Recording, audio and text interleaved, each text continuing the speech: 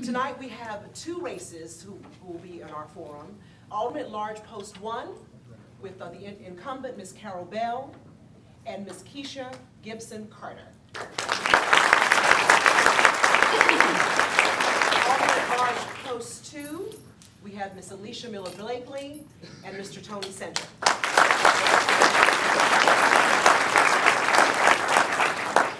We have some rules tonight, and we want to remind everyone that this is a forum and not a rally. So we're going to ask that you not cheer if your favorite candidate says something good. We're going to allow you a lot of time at the end to cheer all of them, but we don't want to interrupt our time with applause because we really have 1 hour to get all this done.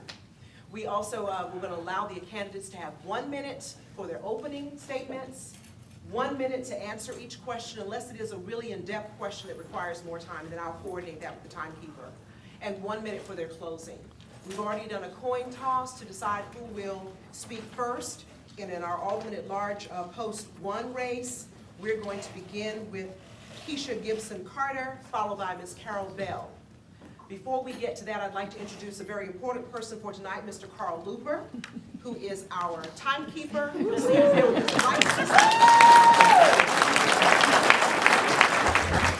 He is a retired official timekeeper for basketball games in Chatham County. So don't mess with Mr. Looper, okay? This is how the system goes. Once they start talking, oh yeah, no one wants to hear that sound, ladies and gentlemen.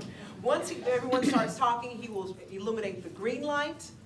When we get down to 30 seconds? Oh, 15. 15 seconds, you'll see the yellow light come on, and when you are out of time, we will see the red light come on.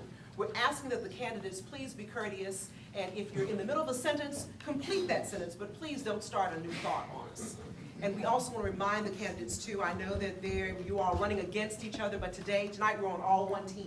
We want to make sure that your ideas are expressed, and if you could please be as courteous and respectful of each other as you possibly can. Let's begin with our opening comments with Ms. Keisha Gibson Carter, Alderman at Large, Post 1. Whatever you feel comfortable with. Good evening. Good evening. Good evening and hello, Savannah. Hello. I am Keisha Gibson Carter, your community candidate for Alderman at Large, Post 1 for the city of Savannah. I am not a politician, I'm a public servant, and I have been for over 20 years in this community. For 10 years, I worked as executive director of a local shelter program where we help families with children secure housing, employment, and childcare. The saddest part about that work is several of the families who came into our shelter came in employed. Some intact families came in with jobs, but still, here in Savannah, they found themselves homeless. I've also worked with seniors who were nutrition insecure. I've worked with youth who were vulnerable and members of gangs in our community. I've worked as a community organizer as well as worked in community mobilization. Most recently, most of you know me from my work at the Rape Crisis Center, where I served there for 5 years as the executive director. I took a sleeping giant and I awakened the beast here in Savannah, where I fought and I worked for victims who were raped and children who were molested, the most egregious crime that anyone could ever face to live through. I did that work with a great amount of vigor and compassion. And I'm very, very proud of my work where I work to hold the powerful accountable on the state level as well as here locally, whereby I was responsible for helping with the passage of Senate Bill 304. I am your candidate for Alderman at Large, Post 1 for the city of Savannah. Thank you for your support. Thank you, ma'am. Ms. Carol Bell. Testing. Good evening. My name is Carol Bell. I am currently the Alderman at Large, Post 1, and also the Mayor Pro Tem. I have spent the last 7.5 years working for the citizens of this community. I'm a skilled leader. I'm a consensus builder, and I am very proud to be running on a track record. I am proud to say that over the past 7.75 years, I have been fortunate to lead efforts such as work in areas such as workforce development, particularly youth workforce development, and criminal justice reform. Under youth workforce development, I'm proud to say that we started operate a program that employed over 900 students because it was a public-private partnership called Summer 500, Operation Empower Health, and we also also were able to do criminal justice reform in 2 areas. I'm proud of the work that we've done because it has helped our citizens, and I'm asking that you consider allowing me to continue that effort and return to City Hall as your Alderman at Large.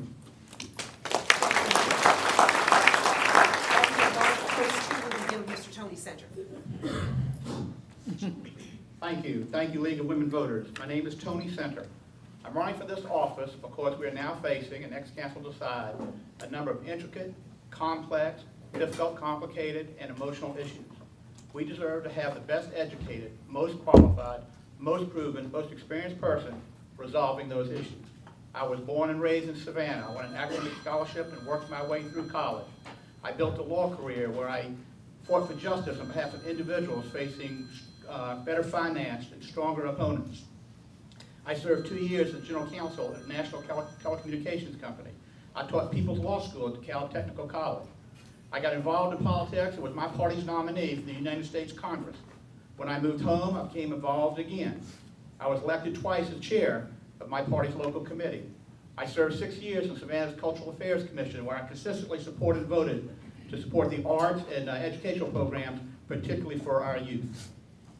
I was elected to the County Commission, where, without raising taxes, we raised the pay for county commissioners for the first time in years. We also implemented an innovative plan that made health care more affordable and more accessible to our county employees. I bring these talents to you to face the issues we're going to have to face together. I'm Tony Center, running for Alderman at Large, Post 2, and I ask for your vote. Thank you. Thank you.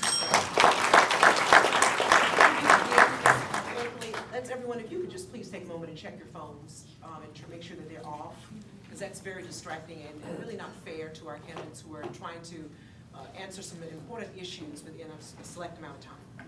Explain. Ready? Hello, Savannah, Georgia. My name is Alicia Blakely, and I am your boots on the ground candidate. I'm a veteran, a mother, a grandmother, and I'm also a resident of this beautiful city. I have been in the trenches. I know what's going on in this city. I need your support. I need your vote. I'm not going to come up here with all these accolades. You see what I do in the community. And if you want a boots on the ground, a person that's not afraid to ask the hard questions, put me in that seat and watch what happens. Thank you. Begin our question and answer session, and we're going to ask you at this time if you hold your applause until after the closing comments. Our first question will go to, let's begin with post 1 with Ms. Carol Bell. We're going to rotate, alternate the question answering. What is your #1 priority for the city, and how do you intend to pursue it? My #1 priority for the city is public safety, and I think citizens need to feel safe. As I said, I have worked with youth workforce development. If we want to keep our children actively involved in constructive activities, give them a job. We have started Summer 500, the program that has employed 900 to 1,000 young people over the past 4 years. We have actually done amazing things in that public-private partnership. In addition to that, I think it's very important to continue the efforts that we've started with criminal justice reform. We live in a country where African-American males are arrested and incarcerated at a disproportionate rate to other ethnic groups. We have done some amazing things in this community, working together with the criminal justice system. I want to continue working with the juvenile court judges, the police department, and any of the judges, the police department, and the DA's office, and any of the other legal entities in this community that will enable us to rehabilitate instead of incarcerate. Thank you, ma'am. Ms. Gibson Carter? Thank you. Our #1 priority for Savannah, once we take office, would be Savannah and what our citizens want. And our citizens want livable wages. They want jobs. They want wages that pay more than the summer jobs that their children get in Summer 500. Those kids make $10 an hour. Well, in the hospitality industry, their parents are making $9.37 an hour. So my #1 priority would be to work for livable wages for our citizens, thereby not needing to work much with public safety.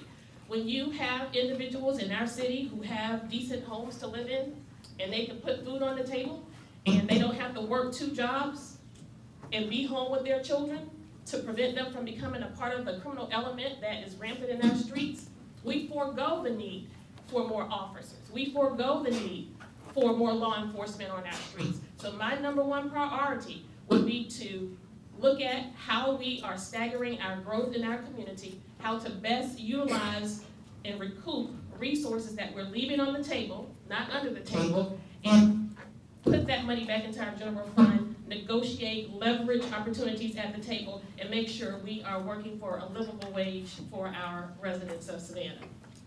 Thank you very much. Let's go to post 2, and we'll begin that answer with Ms. Alicia Blakely. Thank you. My #1 priority here in Savannah would be to level the playing field. Everyone knows a couple of weeks ago they came out with a plan, a 2033 plan. Well, I got a copy of the 2033 plan. While looking for the 2033 plan, I found a 2040 plan.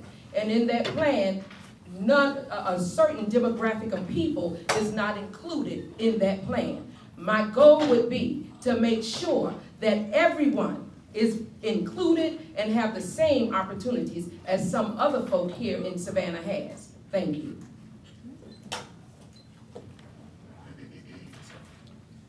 Thank you.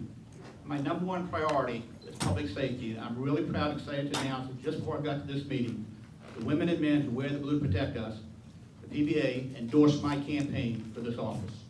They know that I'm going to support properly funding, properly regulating, and properly supervising the police force so they can protect you and respect you. I'm going to work for living wages and affordable housing. And it's very important, we have to choose a new city manager. I did this when I was a county commissioner. We chose the new county manager without going through the hoopla and excitement we saw in Savannah, and we have to do that. And about this 2033 plan, I saw it, I read it. The only thing wrong with that plan, it says 2033 downtown. It should say 2033 Savannah, because it shows how we can change zoning to have affordable housing throughout this city in every district. Thank you. Thank you very much. We'll begin this time with Alderman at Large Post 2. The first question will go to Mr. Center. Tourism has become one of Savannah's largest industries. Has Savannah reached a saturation point with hotels, especially in the historic district? And should residential housing be promoted over hotel development? Tourism has become big, and in some cases it has reached a saturation point, but it's another of those complex issues that have to be studied. You can't just close down thriving businesses. And many of these businesses, a lot of them don't pay the affordable wage as you showed up. But many of our hotels, if you check them one by one, do pay an affordable wage, but they should all be paying it. But yes, just coming here tonight, you had a problem parking because we had the tourist buses backing up the lanes, turning and crossing, and we couldn't get here. You have to study it very carefully so that the residents come first. When you invite people to your house, you treat them with respect and you treat them nicely. But you don't tear up your house to do that. We have to take care of our residents. But Savannah has always been a welcoming, open-armed city, and we should continue to be that way. Ms. Blakely. Tourism is an entity that will take care of itself. The history here in Savannah is going to afford an opportunity for tourists to come here. They're going to come because they want to see what's going on. My concern is the constituents that live here. Everything is focused on downtown. It's time for us to start focusing on the people that pay the taxes. We put into a system of taxation, but we are not getting any representation. My goal will be to make sure that everybody that pays into the system get a return on their investment. Thank you. Thank you very much. We'll now move to Alderman at Large Post 1 with a new question, beginning with Ms. Keisha Gibson-Carter. Short-term vacation rentals have become a problem for residents and neighborhoods. Are current rules adequate to regulate this growing industry in our city? Please explain. Well, I don't think what we are experiencing here in Savannah is different from any other community similar to Savannah where there are short-term rentals. So I think that's an issue in an area where certainly we need to revisit so that there's a delicate balance between what the residents of downtown want by way of a community that they live, where they live, residents who work in downtown Savannah, but it's also a business opportunity for some of our citizens in the business community. So being able to balance that dynamic with the support of our city staff who are more aware of what those pieces look like when we have success for everyone in the downtown area. I would be in full support of a comprehensive plan and a goal so that all of our residents can have some semblance of happiness and be okay with those pieces. Yes, ma'am. Yes, ma'am. The issue on short-term vacation rentals has been studied, and rules have been put in place to place a cap by wards. The problem with short-term vacation rentals is that there's a threat to destroying the sense of neighborhood. Because if all the residents, all the houses in a block or in a neighborhood are short-term vacation rentals, then there's nobody there who's a permanent resident of the particular neighborhood. So I think we need to revisit. The ward cap is great, but I think we also probably need to revisit and think about what's happening by blocks or by neighborhoods, because that's where, the difference really, that's where you get to know your neighbors and where you get to know who lives next door and in the next block and that sort of thing. And if they're always coming and going because the turnover is for short-term vacation rentals, then it's a bit problematic. So I don't disagree with short-term vacation rentals because it does provide jobs for some of our people, and entrepreneurs have started as a result of short-term vacation rentals. But I think we have to be careful about preserving and protecting our neighborhood and that sense of neighborhood. Thank you. Let's begin with Mr. Center with this question, and this question will be asked to all 4 of our candidates. Do you believe that hiring more police is the main answer to addressing crime? If so, why? If not, what is the answer? Well, having a fully staffed police force is one of the elements. But education, fighting crime, making people comfortable, and having a vision and hope and opportunities so they can grow in the city will fight crime. Let's face it, police mostly arrest people after the crime's been prevented. We can't put them on every street corner in front of every house. It's up to us as a community, to make sure that our children have hope, to make sure that our young people have hope, to make sure that people who have served their time and returned to society have hope. We can't shun them. So I think education, reducing poverty, and fully staffing our police force all go together. Thank you. Thank you, sir. Ms. Blakely? I believe that when you hire more police, at least hire the police from the community. A lot of people talk about community policing. Well, we wouldn't have as much crime here in the city if we had opportunities for our young people. Mr. Center just said that he was endorsed by the Police Benevolent Society. Well, I was endorsed by the Central Labor Council today. When I realized after my endorsement that there are opportunities for our young people here in this city, folk don't even know about the apprenticeship programs. Give our young people an opportunity, give our people jobs, put programs in the schools, and you won't worry about, we won't have as much crime, okay? Opportunities are there, but we have to let the young people know. When you talk about policing, put policing from the community in our communities and watch what happens. Thank you. Thank you very much. Let's go to post 1 and begin with Ms. Carol Bell. Hiring more police is not just the answer. We cannot police our way out of a crime situation. If those of you in the audience remember, in 2015, there were 48 homicides in this community. In 2018, there were 28 homicides in this community, a 40% drop. But we didn't just police our way out of the situation. We have to be more proactive. We have to do constructive things like providing constructive activities, like jobs, like internships, like other activities for our children. We also were innovative in instituting technology and lights and cameras and all kinds of other assistance other than just hiring police officers. Yes, I'm in favor of having a fully staffed, a full staff police department, but I'm also very appreciative of the activities that we have engaged in, such as those pro-activities, such as providing constructive activities, whether they are summer camps, whether they are after-school programs, whether they are entrepreneurships kind of programs for our young people as well. Thank you very much. Sorry. He's in the zone. Yes, ma'am. When we look at what we have by way of our police force, this is a twofold issue. One, when we look at the number that we are factoring in terms of how many officers down we are not giving consideration to the number of officers we actually need to police the number of tourists that come to this town. The fact that Savannah is flanked by multiple colleges, that also increases our population.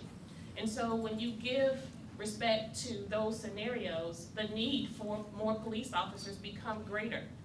But as we all know, we cannot police our way out of the criminal element that runs so rampant in our community that essentially is created by the power base in our community. It's not so much of Savannahans who commit crime as it is the infrastructure in our community that actually foster and create opportunity for our individuals to become a part of the criminal element. So working proactively, keeping first and foremost opportunities for people to earn a livable wage, for parents to be able to adequately provide care for their children and not be tasked with working multiple jobs, then we forego the need for additional police officers. That's more of a long-term approach. Thank you very much. Our next question we will ask to Alderman Large Post 1. We'll begin with Ms. Keisha Gibson-Carter. This question is about taxes. The current millage rate for property taxes has been in place since 2013. Do you support an increase in city property taxes? And if so, how would you use the increased generated revenue to benefit the city? If not, which government programs would you cut to maintain current property tax rates? Well, I think first of all, before we approach any piece related to increasing taxes, there's a lot of healing that has to happen among our Savannah citizens because there's distrust in our community with regard to government and how our city coffers have been managed. When we look at the debacle that occurred with the fire fee and we attempted to tax our citizens twice, if there is any presentation of increase in taxes, I'm sure and certain that that will not go over well with our citizens here in Savannah. If we arrive at a place where in 1 month we have a deficit and 6 months later we automatically find money that gives us this huge surplus, I don't know that it's necessary to even entertain that piece. Nonetheless, what I would never do is cut resources to nonprofit organizations as we have in the past to provide for anything related to helping us get over the hump. I think looking at the opportunities to put money back into our general fund should be our focus. When we look at what's going on with our developers in the community, we're leaving money not on the table, but it's money under the table. We have so many missed opportunities with all of the development that has occurred downtown. Our current sitting council, the primary voters on that panel, have allowed for in excess of $35 million not to be accounted for. Thank you. Ms. Bennett. No, I am not in favor of increasing property taxes. The burden for covering our expenses should not fall merely on the property tax owners or the owners of property who pay property taxes in this community. We have to identify other revenue sources in this community. The fire fee was a one-time attempt to gain our revenue from many of the entities that don't pay taxes, such as our universities, including the private universities, such as many of the agencies that are enjoying the privilege of having fire services provided for them and don't have to pay for them. So that was a one-time attempt. But the real deal is that the citizens spoke. They spoke loud and clear. And as a result of that, we repealed that. But it doesn't mean, and you never paid a dime, but that doesn't mean that we don't need to continue to identify alternative revenue sources other than property taxes. With the new development in town now, I am of the opinion that we will not have to increase property taxes because developers will cover it. Let's move to post 2 with a new question, and we'll begin that with Ms. Alicia.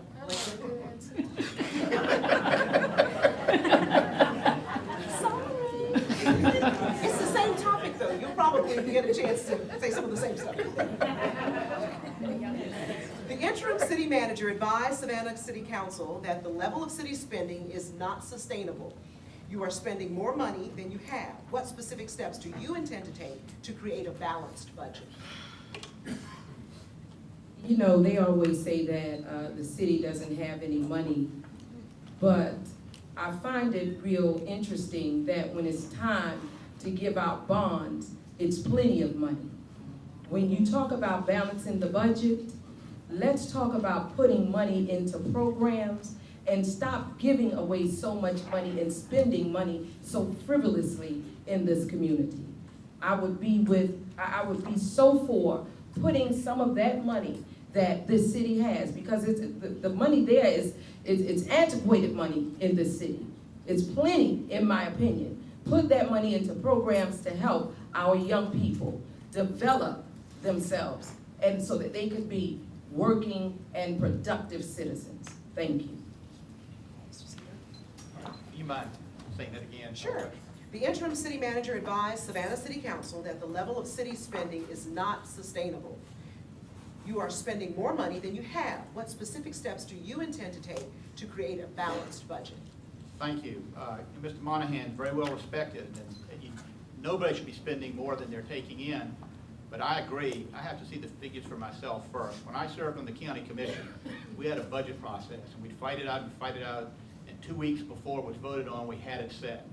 And I learned my last budget a week before, all of a sudden, $800,000 showed up for CETA, for this, for that, and I said, where did it come from? Where'd you take it from? We didn't take it from anywhere, we had it. I said, well, where'd you find it? Well, they just found it. Former Commissioner Pache told me, be aware for that. There's always a pot where they've got the money. You know, when I was on the county commission, we didn't raise taxes, but we raised wages, we provided health care. I have to see it for myself, and then we'll make the cuts. Thank you. Thank you very much.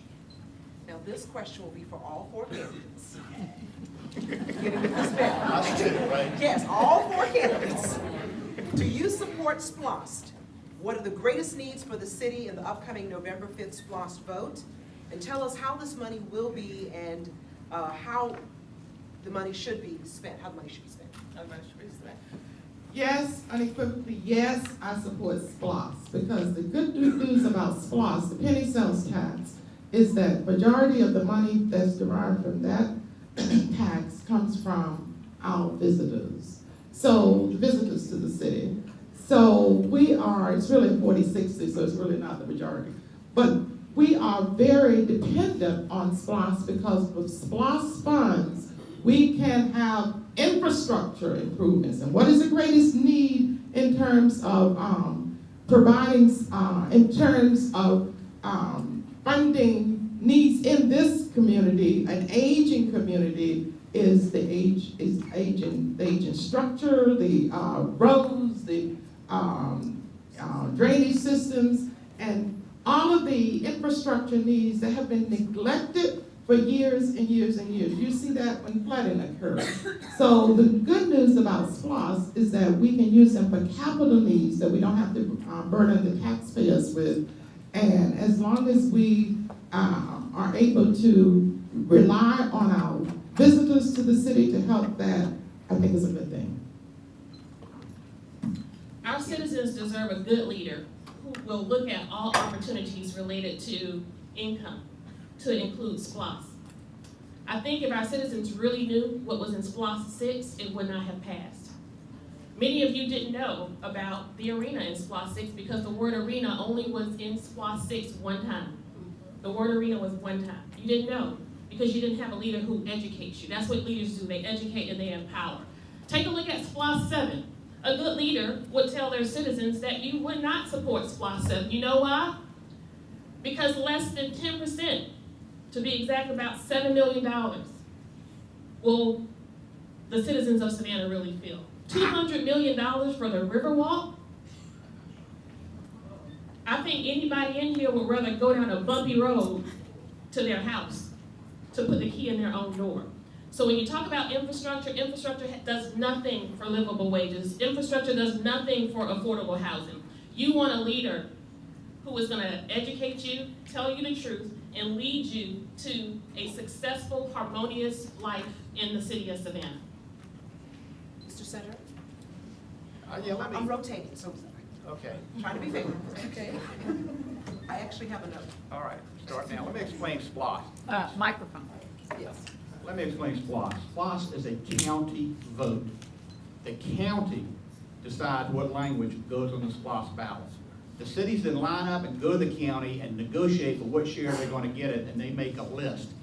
Those lists cannot go on the ballot because it would be a 90-page ballot. And you do have to, maybe the city should have done a better job of explaining what's going to be on Savannah's portion of SPLOST. But we also have to look at it ourselves, but the county controls that. And let me say this, about 60% of the SPLOST money comes from people who don't live here. And let me also explain to you that there are 8 other communities. Tybee, you throw out SPLOST, Tybee can't save the beach. You've got Thunderbolt, Vernonburg, Port Whitworth, Pooler, Garden City. And I know I'm leaving somebody out, so that's kind of mad at me, but we have to be good neighbors. If you throw out SPLOST, they don't get their portion either. And I understand there's some very unhappy feelings about how Savannah has listed they're going to spend the money. I didn't have any say-so on that. That was decided, it's going to be on the ballot in November, and that ship's going to sail before I ever take office. If we could revisit it and reshape the money, I'll do what I can to help it.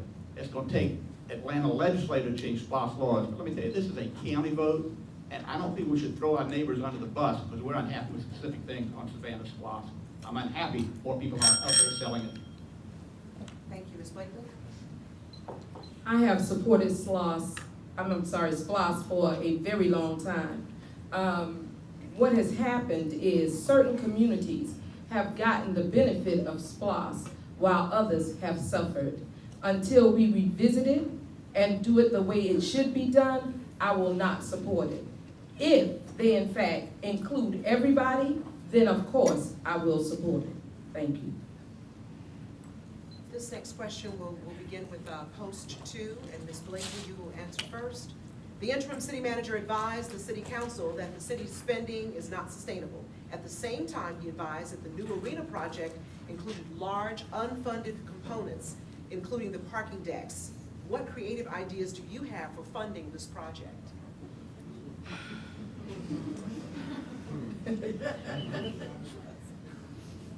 I don't have any idea of what we can do to create funding for this project. What we would have to do is look at the books and see what we can and cannot do. What kind of monies will come in and what kind of monies we would have to spend out. So right now, I can't say. When the time comes, if I'm able to look at it, then I can decide. Thank you, ma'am. Mr. Senator? Yes, and thanks for the question. Once again, what's on the SPLOST ballot, we have no control over. We didn't name it, and you can't change it for another 6 years. So you either take it like it is, or you throw it out for everybody. Everybody's unhappy with what we read about how that arena and that area has been funded. The people of Savannah voted 60% to spend $120 million for an arena. I can't tell you how it went to $165 million. But the people of Savannah told their leaders build an arena for $120 million. I do have a creative idea. We sell naming rights. We asked Gulfstream to pay us $40 million for 10 years to name it the Gulfstream Arena. Thank you. Ms. Gibson Carter? There's a rush to close on this arena December 31st before we take office. About $45 million, that's what they're waiting, rushing. If you drive downtown, you look at the hoopla over the Canal District and the arena, there's a lot booming, and there's a lot of rushing before we take office, before we win. They want to get all of this done. And if it's done, and we have to be the people who now have to clean up the mess, I am certain and confident with our city staff giving regard to the residents that we are encroaching upon, it would be my first and number one goal to make sure that we are weaving together a community with this huge monstrosity and the threat of what they have by way of sincere concern with regard to gentrification. And that's what we have to look at addressing before anything else. Again, this whole piece is about restoring relations among our citizens, helping them gain trust back into the political process of Savannah. helping them, oh, I'm sorry. Thank you, ma'am.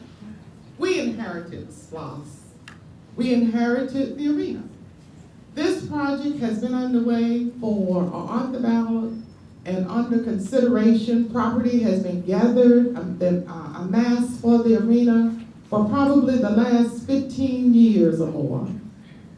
We can now make sure that the people who are affected most by that project feel like they're part of downtown, the historic district, the whole canal district will connect a neglected portion of the community to the historic district, to the Savannah River. This is an opportunity for individuals who are living in the neighborhood to benefit from some of the progress that's going to, particularly the economic progress that's going to come about as a result of the arena project and the canal district. My dream and my desire is that people who live in that neighborhood will also get to work and also get to be a part of businesses in the canal district and the arena project. Thank you very much. This question will also go to all four candidates. What major challenges do you believe Savannah is facing from climate change? Let's begin with Ms. Bell.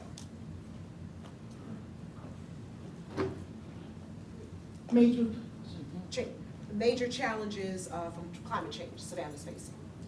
So climate change is going to affect not only Savannah, but the entire world as a result of us neglecting to take care of this, our earth.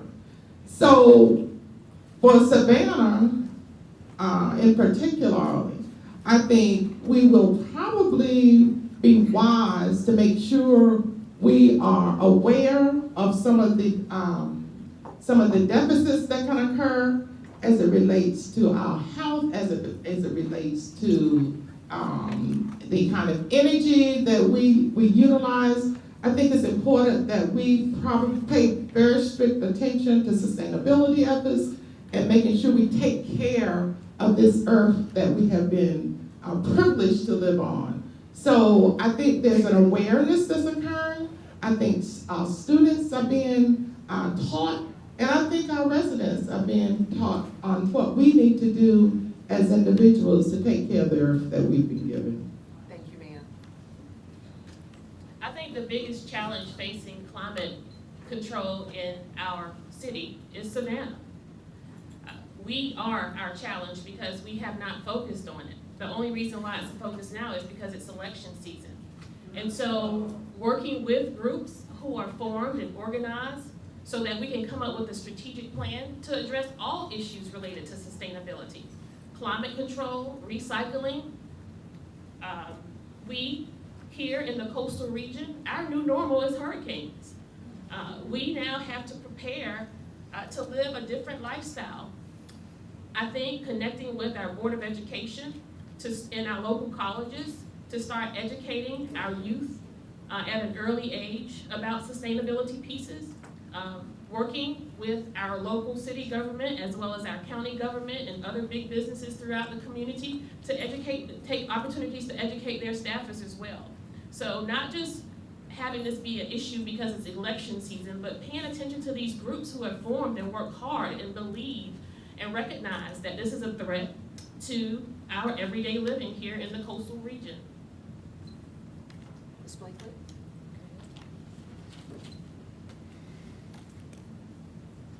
As far as climate change is concerned here in Savannah, we have to pay attention to what is happening worldwide.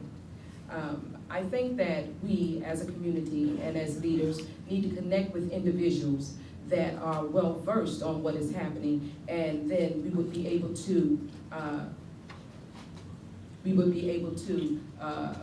work with those individuals to make sure that Savannah is protected in the event that there is a catastrophe that comes along, such as a hurricane, a tornado, or whatever the case may be.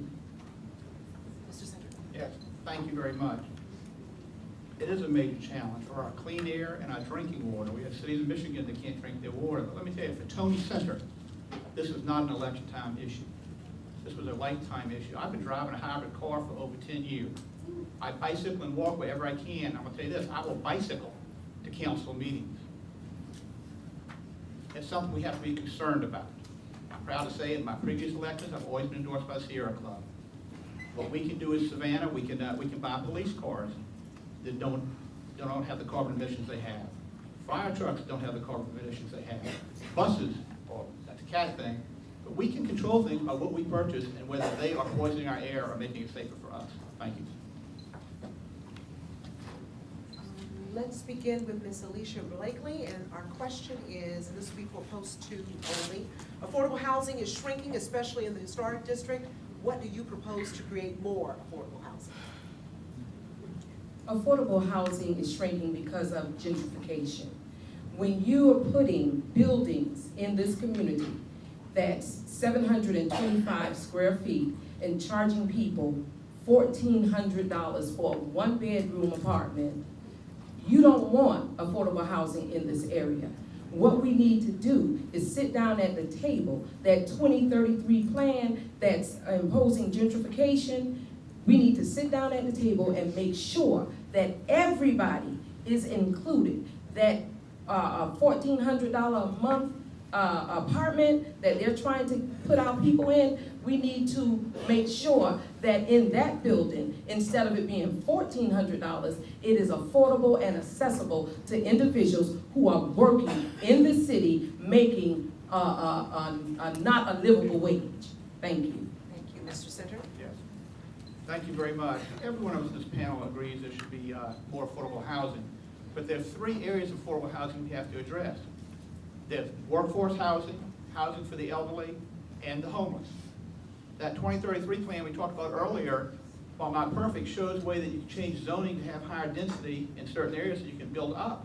Because when we make everything single family, it's going to be at a certain price. When you build up, you can have less cost for the housing. It's something we have to work on. We do it through zoning and imagination and working with the experts. And you bring someone to the table who's done it in the past, who has experience with that. Thank you. Thank you. We'll have a new question for post 1. Homelessness is on the rise for Savannah school-age children. Are there existing plans, or do you have a better plan for how we can significantly reduce homelessness, especially for the children? Ms. Carter. The fastest growing sector of the homeless population today are children. Right now here in Savannah, we have hotels on the downtown northern end for our visitors to Savannah. But on the southern side of Savannah, from Eisenhower back, we have hotels where families with children are taking residence in these hotels. Hotels have become places where the school frequently drop kids off and pick them up right in front of the hotel. Where's the dignity in that? These are not hotels that you and I would probably want to stay in. These are hotels that are substandard and sometimes dilapidated. These are hotels that are riddled with crime, drugs, and the criminal element. When those 9-year-old boys get off of that school bus, they have to wade through drugs. Those girls have to wade through prostitution. And that mom is having to leave those kids in that room by themselves while she goes and work those 2 and 3 jobs. So my plan would be to recoup the resources within our city budget, to come up with our own housing for our citizens, to work with some of the homeless programs. We have Ms. Cindy Kelly here. She is an expert in that field. Work directly with some of our nonprofits to identify ways in which we can create affordable housing for our homeless families with children. Thank you. Homelessness, particularly among children, is a tragedy. What can we do about it? We can work together. My theme again is working together works. That's what we as a community are doing now. We are gathering our resources, the agencies that are experts in that area, and we are trying to identify how we can create more properties for homeless families. Cindy Kelly's program for homeless vets is wonderful, but there's also a need to expand that for homeless families. We have individuals, we already have an individual who has stepped forward, who is willing to place money, put money up, to do just that, to assist some of the agencies that are working on homelessness. And I think working together, this community can solve it because we are just that practical, and we're just that good at approaching problem solving in a way that we can also make sure that homeless children actually get to have a stable home. Our next question will go to all four of the candidates. We'll begin with Ms. Alicia Blakely. I'm sorry, I was talking to her. All four of the candidates will get this question. Alternate forms of transportation, for example, ride sharing, scooters, bikes, have increased in many cities. What forms of alternate transportation do you support for here in Savannah? When you look downtown, the ride sharing, bicycling, and all of that stuff, it's happening. But when you look at the outlying areas, that's not happening. I would support that we put bicycle lanes in all of the communities. I would support that we put outdoor living rooms in all of the communities. Like I said, downtown is an entity that is taking care of itself, but we need to focus on our other communities. Thank you. Mr. Senator? No, I don't like scooters. And I've seen them in, in Atlanta, they park them wherever they want. In other cities, they run you down. You don't see them coming. I don't like them. We need to get ahead of the curve on that. As far as other forms of transportation, biking and walking. And we do need more bicycle paths. There's not enough downtown. There's not enough throughout the city. But we have to decide as a community what we want to do and invest in the things we want. But you ask for alternatives. I say you walk and you bike. And we do have DOT, which travels from south of Forsyth downtown, and people don't use it. It's free. You can ride back there. I know it doesn't come exactly when you want, so show a little patience. We do have some alternative forms of transportation. We need to expand that throughout the city. Thank you. Ms. Gibson-Carter? Outside of bike lanes, I would vote to reinstate buses on Broad Street so that our citizens can have adequate access to businesses that they too should be able to enjoy if they can afford them. I would also acknowledge that we have to make up our minds what we want here in Savannah. Do we want bike lanes, or do we want to invest in parking garages that block the view of our river? We also have an opportunity where we have free buses for tourists. We need to institute free buses for our citizens as well. I support alternate methods of transportation, such as biking, such as bike lanes, walking trails, and the city invested or has pledged $1 million in the upcoming SPLOST for Town, a bike lane and walking trails that will connect downtown to the extreme southern end of the city. So I don't support scooters. We passed an ordinance to make sure that we don't have scooters in this area, in this town.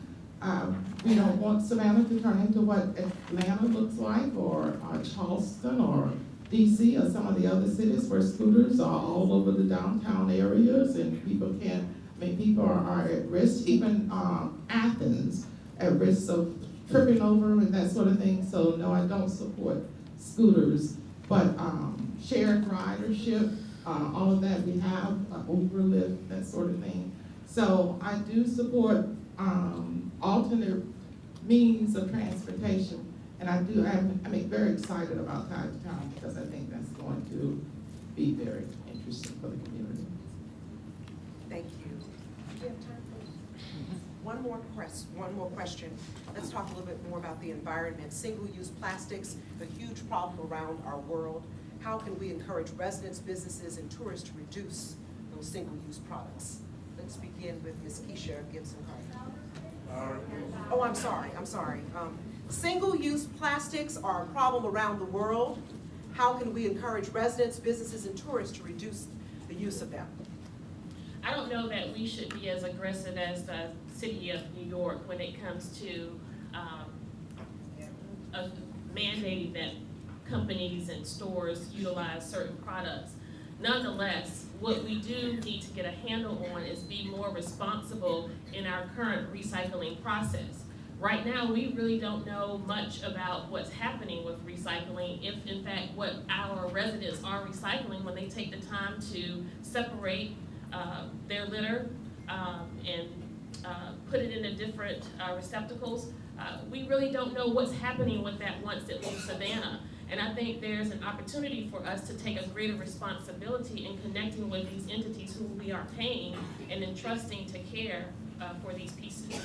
Again, community education through our City of Savannah, government television, and all of the other publications that our City of Savannah distributes. I think there's a lot of opportunity there to educate our citizens and revisit best practices that are currently happening in similar cities to Savannah, Georgia. Education is the key, and it's not just for the citizens, but also for our schools, school system, educating our youngsters regarding our recycling and making sure that we are providing the necessary means for our citizens to recycle. We have actually had to downgrade our recycling efforts, so having a citizen, engaging our citizens with our city staff to relook at what methods we can take or what steps we can take to re-engage our citizens, our children, our communities in doing what we can to, and I'm focusing particularly on recycling because that's something that I think is good for all of us. Cost has been a problem in the past, but I think it's worth revisiting and trying to figure out how we can make this a reality in our community. Thank you very much. Mr. Center? One, stop using straws. Microphone. Stop using straws. None of us have straws up here, and we're handling our water okay. You have to use the bully pulpit. Also, you're gonna have to work with the state legislators. Cities are chartered by the state, and they're given specific things they can do, and when Tybee tried to remove plastic bags from their stores on Tybee, the state legislature, run by a party I don't belong to, banned Tybee from doing that. So we can do it through education, using the bully pulpit, and check and see what we do at City Hall and in our own facilities to make sure we're not using these disposable items. And we just get the public to join together in fighting to do the right thing. Thank you. Educate, educate, educate. That's where it's gonna start. We have to utilize the schools, we have to utilize the government, we have to utilize the community. We have to educate people on the importance of not using so much plastic. And once we do that, we would be okay. Thank you very much. Let's give all of our candidates a round of applause.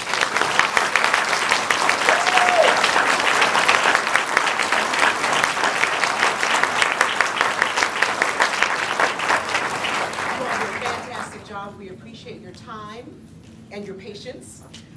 We'll now have closing comments. Each person will get 1 minute for their closing comment. We're going to begin with post 2 with Mr. Tony Center, followed by Ms. Alicia Blakely.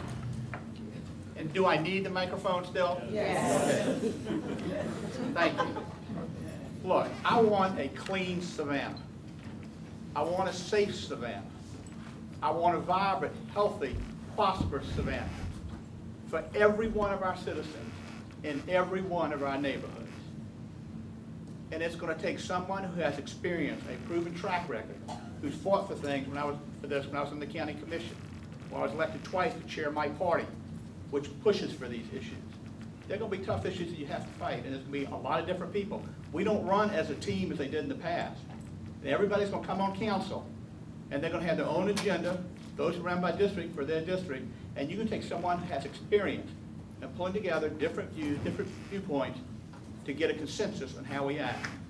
When I announced my candidacy on a listserv that serves 17,000 homes, one of my good friends, I'm not going to call out their name, said, "This is wonderful news. Tony is clear-eyed. He will balance the council." That's what I bring for you.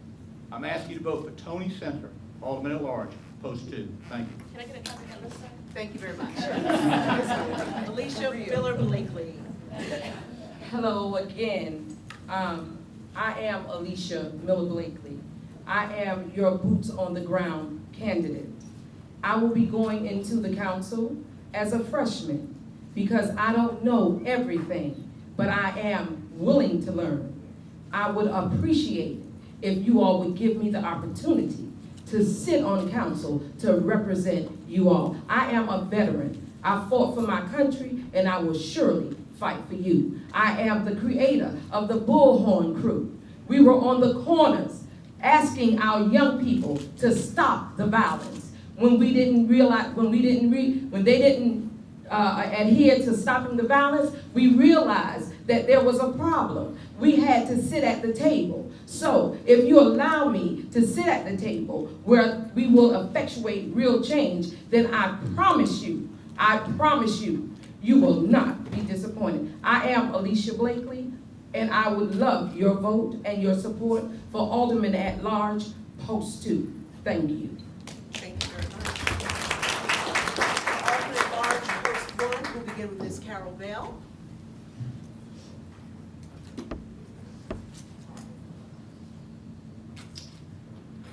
I told you in the beginning that my focus over the last 4 years has been workforce development, healthcare needs, and criminal justice reform.